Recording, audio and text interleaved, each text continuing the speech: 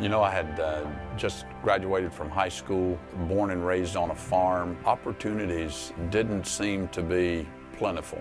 I saw the Air Force as an option. We had a strong military legacy in my family. Never dreamed in my wildest imagination that I would wind up staying 26 and a half years. When I joined, they told many of us that it was likely that we would be going direct duty assignment to Vietnam right out of basic training.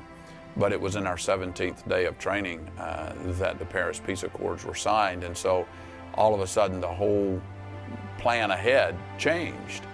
So I became a software engineer. So I started out as a Fortran programmer, COBOL programmer at Randolph Air Force Base in Texas, then became a program manager and started developing large-scale networks, implementing large-scale projects. It was a fantastic career that certainly translated later after I retired into the businesses that I started.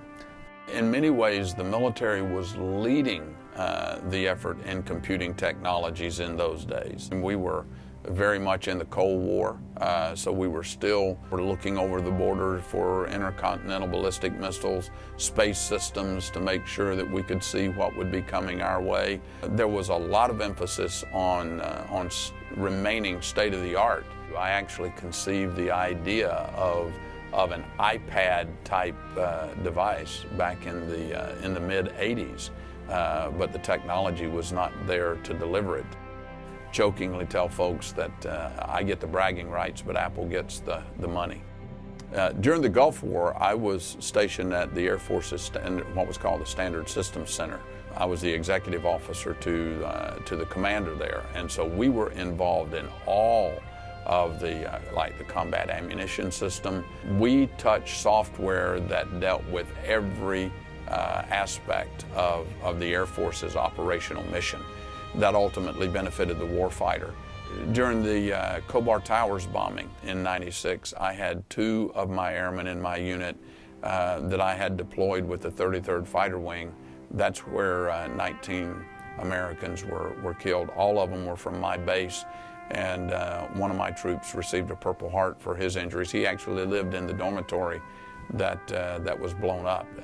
Up until 1997, mainstream Air Force, we didn't deal with the terrorist threat like we do today. Certainly the Air Force today, with its unmanned aerial vehicles and all of the capabilities, even though we had some of that capability back then, you didn't hear the terms Al-Qaeda or Hezbollah or Hamas or ISIL.